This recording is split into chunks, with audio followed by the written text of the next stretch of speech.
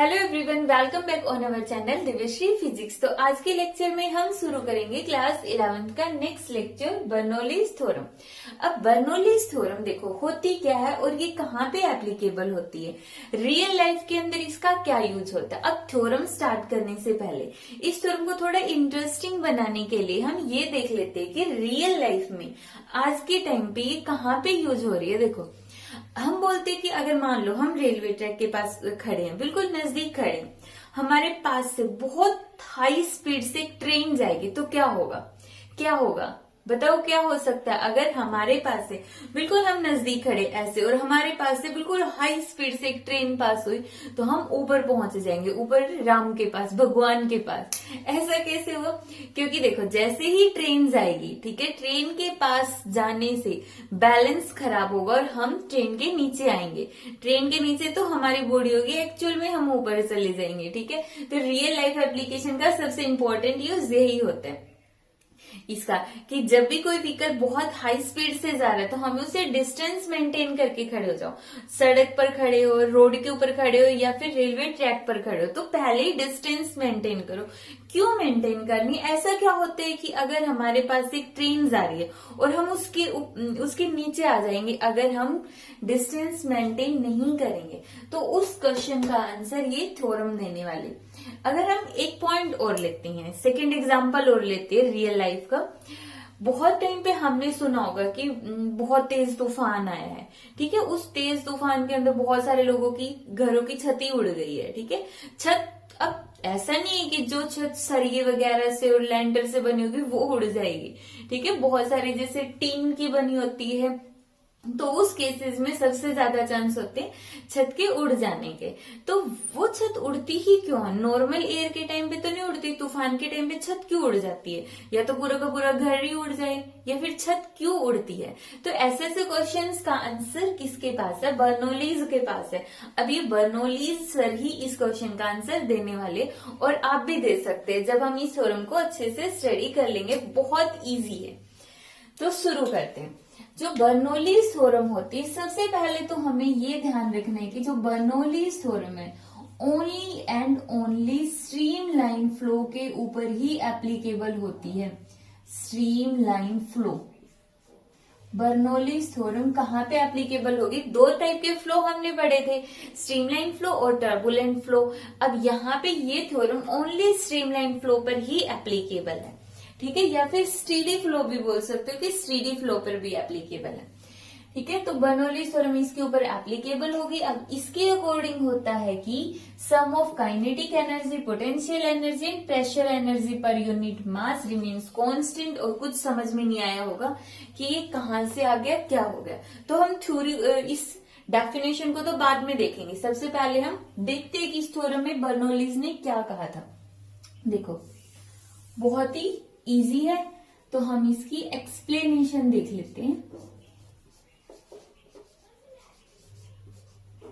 Explanation किसकी? Bernoulli's की। Bernoulli's की नहीं, बर्नौलीज थ्योरम की एक्सप्लेनेशन।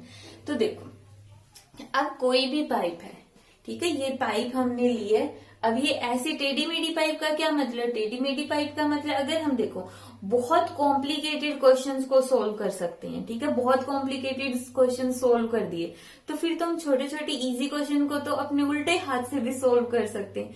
होता है ना ऐसा, जब हम बहुत कॉम्प्लिकेटेड चीजों को सॉल्व कर लेते हैं तो इजी चीजों को तो हम बहुत आसानी से बोल दे, ये बोलेंगे ये तो हमारे लेफ्ट हैंड का खेल है। ठीक है, तो वही चीज है यहाँ पे। ये जो पाइप हमने ली इसको हमने ऊपर उठा दिया, ऊपर से ये एक साइड से नैरो है और दूसरी साइड से वाइड है, इसको हमने थोड़ा कॉम्प्लिकेटेड बना दिया है। ठीक है, इसलिए हमने इसको इस तरह से लिया है। अब किसी भी पाइप के अंदर पानी अपने आप तो ऊपर जाएगा नहीं, उसको पुश करना पड़ेगा तभी तो वो ऊपर जाएगा।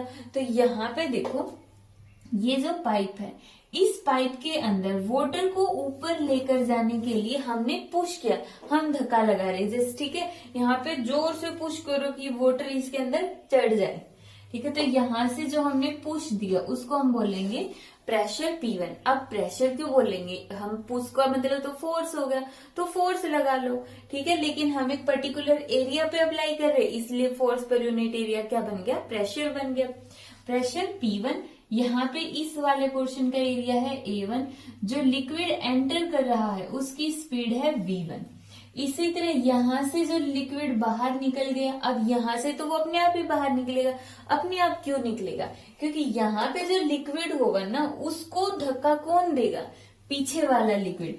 यहाँ पे जो लिक्विड है ये वाला लिक्विड आके उसको धक्का दे रहा है, ठीक है। यहाँ पे हमें कुछ करने की जरूरत नहीं है। इसका एरिया हो गया A2, वेलोसिटी हो गई V2, क्लियर। अब यहां से देखो हाइट हमें लेनी पड़ेगी, ये हो गया हमारा ग्राउंड। अब हम हाइट कहां से लेंगे? जो ये पाइप है इसकी एक्सिस से हाइट लो। जो इसकी एक्सिस होगी मतलब जिसका बिल्कुल बीच का पॉइंट होगा, तो मान लेते यहाँ पे है ये, तो ये वाली हाइट हो गई इसकी H1, और यहां से इसकी ये वाली हाइट हो गई पूरी की पूरी H2, क्लियर। तो अब देखो यहां पर हमें क्या करना पड़ेगा, देखो force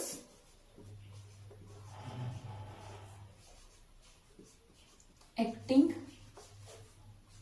on fluid, force acting on fluid at point at point A point के ऊपर। ए पॉइंट कहां से आ गया? ये रहा ए पॉइंट। अभी बना देते हैं ए पॉइंट। ये हो गया पॉइंट बी, ठीक है। तो ए पॉइंट पर कितना फोर्स लग रहा है? अभी तो हमने अप्लाई किया था प्रेशर। अब फोर्स कैसे निकालेंगे? सिंपल है, पता है तो है हमें। फोर्स कितना लगेगा हमारे पास? Pressure into area, symbol P1 into A1। तो यहाँ पे हमारे पास क्या लगा दिया हमने? फोर्स लगा दिया। देखो नेक्स्ट है distance travelled, distance travelled by fluid, distance travelled by fluid in 1 second.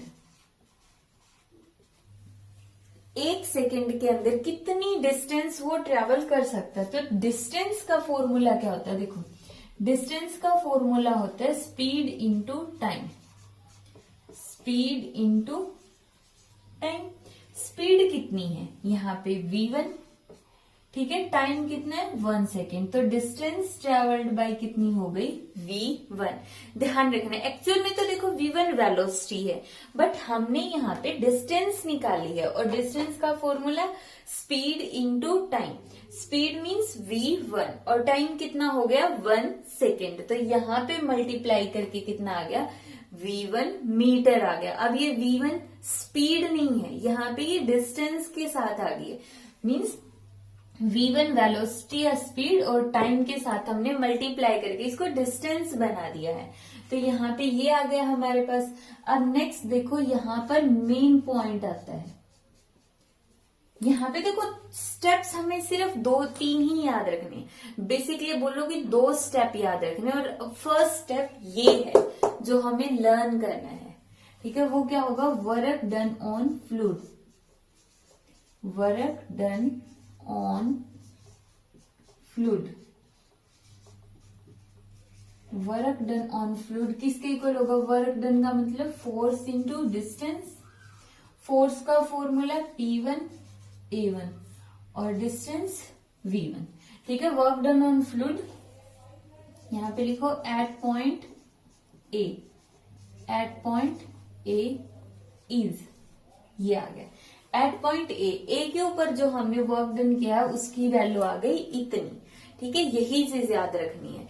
अब देखो यहाँ पे सबसे पहले हम इसको पुश कर रहे हैं ना, पुश किया हमने, यहाँ से लिक्विड को पुश करके आगे सेंड किया है, तो इसके लिए हमारी एनर्जी तो यूज हो रही है, मतलब हम तो काम कर रहे हैं ना, यहाँ पे हमारी एनर्जी यूज हो गई। तो हमने कितना वर्क डन किया? इतना वर्क डन किया। तो work done on the fluid, हमने काम किया किसके ऊपर? On fluid. Next similarly work done by the fluid, यहाँ पे इंपॉर्टेंट वर्ड है देखो, work done by the fluid at B, B के ऊपर कितना होगा? P2 A2 V2, P2 A2 V2, ठीक है। तो यहाँ पे ये आ गया हमारे पास बी पर फ्लूइड ने कितना वर्क डन किया। देखो ए पर तो हम काम कर रही हैं और बी पर फ्लूइड काम कर रहा है, तो डिफरेंस है। ऑन द फ्लूइड हमने वर्क डन किया, on the fluid work done by the fluid, अब फ्लूइड काम कर रहा है। तो देखो अब यहाँ पे एक तरह से ये हो गया कि एक शॉपकीपर है, वो शॉपकीपर जो है वो कोई भी सामान है वो सामान लेके आ रहा है, पीछे से लेके आ रहा है उसको, मान लो कि पीछे से उसको कोई भी सामान मिल रहा है 20 रुपए का, अब वो दे रहा है कस्टमर को 30 रुपए का, 30 रुपीज का, मिला उसको 20 रुपीज का, दिया उसको 30 रुपीज का, तो उसको प्रॉफिट कितने का हुआ, 10 का प्रॉफिट हुआ। तो यहाँ पर अब वो देखो कि वो जो 10 का प्रॉफिट है वो कहाँ पे यूज कर सकता है, ठीक है। अब इसी स्टोरी को हम आगे कंटिन्यू करेंगे, पहले यहीं तक देख लेते हैं, ठीक है। ये उसको मिला, ठीक है, ये उसको मिला ऑन द फ्लूइड, ये उसको मिला, ये उसने आगे पास कर दिया, तो डिफरेंस देख लेते हैं। Net work done, net work done on fluid is, net work done कितना होगा, दोनों का डिफरेंस। हमें नहीं पता कौन सा छोटा है कौन सा बड़ा है, हमारे अकॉर्डिंग तो ये बड़ा है क्योंकि हम इसको दे रहे, वो वहां से पास कर देता लिक्विड को, मीन्स हमने यहां से लिक्विड के ऊपर प्रेशर दिया और इसने इस प्रेशर में से खुद भी काम किया और आगे वाले लिक्विड को भी मूव करवा दिया, मतलब हमारा वाला तो बड़ा ही हो गया फिर। तो ये हो गया यहाँ पे डिफरेंस। अब देखो ये आ गया वही वाली बात कि उसने प्रॉफिट कमा लिया, ये आ गया इसका प्रॉफिट एक तरह से, ठीक है। ये उसको मिला था, ये उसने आगे पास कर दिया, बच गया इन दोनों का डिफरेंस। अब इस डिफरेंस से वो क्या करने वाला है, हमने कहा ना कि जो हमने प्रेशर फोर्स दिया था वो तो बड़ा था, उस फोर्स में से उसने कुछ हिस्सा आगे पास कर दिया और बाकी का जो हिस्सा बच गया उसका क्या किया, उसको इसने काइनेटिक एनर्जी और पोटेंशियल एनर्जी में कन्वर्ट कर दिया। तो देखो कैसे किया, ठीक है। यहां से हम इसको ऊपर वाले को रब कर लेते हैं।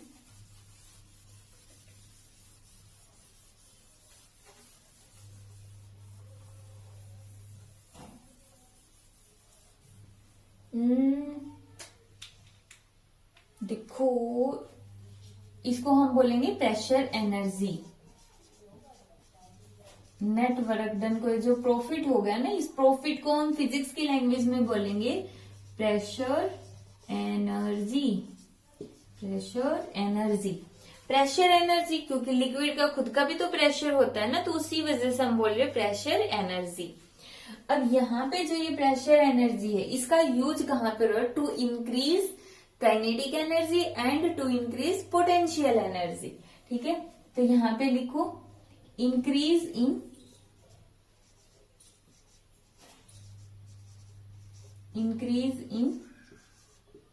Potential energy, increase in potential energy is कितना होगा, देखो कितनी पोटेंशियल एनर्जी इंक्रीज होगी। यहां पे पोटेंशियल एनर्जी कितनी थी, ए पॉइंट पर थी mg h1, इतनी पोटेंशियल एनर्जी, यहां पे mgh2, मास लिक्विड का सेम है, जी सेम है, हाइट यहां पे ज्यादा है, मतलब ये वाली पोटेंशियल एनर्जी बढ़ गई और ये बढ़ाई किसने है, शुरू में तो कम थी ना पोटेंशियल एनर्जी, वहां पे जाके बढ़ गई मतलब ये जो प्रॉफिट था इसने इस प्रॉफिट का कुछ हिस्सा इस पोटेंशियल एनर्जी को दे दिया, भाई तू बढ़ जा, ठीक है। तो यहाँ पे इंक्रीज इन पोटेंशियल एनर्जी कितना हो गया, mgh2 माइनस mgh1, ठीक है। नेक्स्ट है increase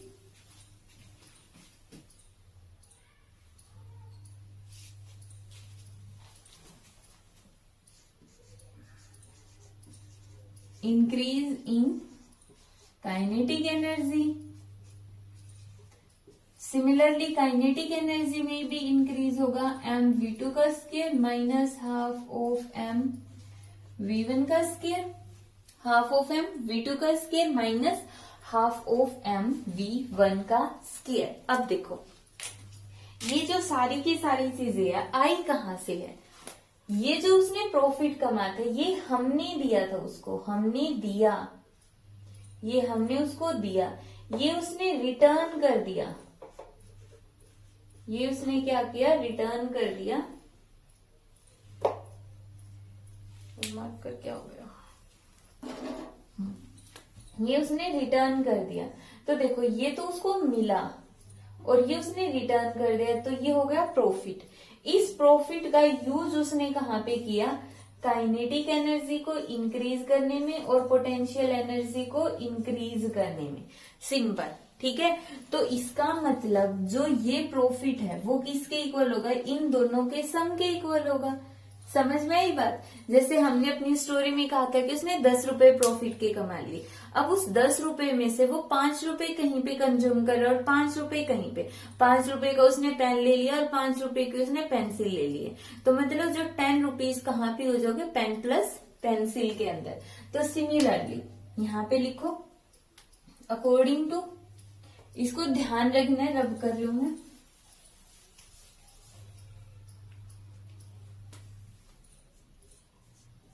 according to law of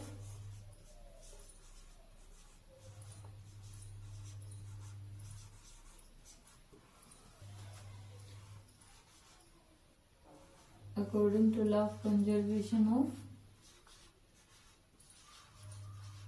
energy. Law of conservation of energy के अकॉर्डिंग क्या होगा, जो हमारे पास प्रेशर एनर्जी थी कितनी थी, P1 A1 V1 minus P2 A2 V2 is equal to, इन दोनों के सम के इक्वल लिख दो, mg H2 minus mg H1 plus half of m V2 square minus half of m V1 square. अब थोड़ा सा इसको चेंज कर लेते हैं। देखो इक्वेशन ऑफ कंटिन्यूटी हमने पढ़ी थी, इक्वेशन ऑफ कंटिन्यूटी के अकॉर्डिंग था क्या, A V is equal to M divide by rho. ये चीज हमने इक्वेशन ऑफ कंटिन्यूटी में पढ़ी थी, A V is equal to M divide by rho. तो यहाँ पे पुट कर दो, A V is equal to M divide by rho put करो, m divide by rho, m divide by rho, same ही आएगा। मास भी सेम है, जितना एंटर करेगा उतना ही निकल भी जाएगा। डेंसिटी भी सेम है, जो लिक्विड एंटर करेगा वही निकल भी जाएगा। ऐसा तो नहीं यहां से हम पानी डालेंगे और उस साइड से पेट्रोल निकलेगा, ऐसा तो हो नहीं सकता। तो मतलब डेंसिटी भी सेम रहने वाली। अब क्या करना है, सिर्फ 1 वाले एक तरफ 2 वाले एक तरफ कर दो, P1 m रो, यहाँ पे 1 वाले ये आ गया mg H1, यहां से 1 वाले half of m V1 square is equal to mg H2। सबसे पहले प्रेशर वाली टर्म लिख लेते हैं, P2 m by rho mg H2 plus half of m V2 square. क्या होगा आगे, मास से कैंसल आउट, मास मास मास, इस साइड भी मास से कैंसल आउट, मतलब पूरी टर्म में से एक मास कॉमन ले लो तो एक मास बाहर बच गया और उस मास को इस साइड वाले मास से कैंसल आउट कर दो। हमने सिर्फ मास को कैंसल आउट किया। तो देखो जैसे हमने इक्वेशन ऑफ कंटिन्यूटी में पढ़ा था, A1 V1 is equal to A2 V2 और उसको हमने लिख दिया था AV is equal to constant. Same वही केस तो आ गया हमारे पास, A1 V1 is equal to A2 V2 होता है। तो यहां से भी देखो P pressure by rho plus GH plus half V square, V तो डस्टर खा गया, हाफ V स्क्वायर। तो ये हो गया कांस्टेंट, मतलब इसको हम ऐसे लिख सकते हैं P by rho plus GH plus half V square is equal to constant. और ये आ गई हमारे पास बर्नौलीज थ्योरम। क्लियर है? अब यहाँ पे देखो बर्नौलीज थ्योरम कंप्लीट हो गई। ये जो थ्योरम है सिर्फ और सिर्फ स्ट्रीमलाइन फ्लो पर ही एप्लीकेबल होती है, इसको हम टर्बुलेंट फ्लो पे अप्लाई नहीं कर सकते, और ये इसकी बहुत बड़ी लिमिटेशन है कि जो Bernoulli's theorem is applicable only for streamline flow. तो आई होप कि क्लियर हो गई होगी ये थ्योरम। अगर कोई डाउट है तो you can ask in the comment section.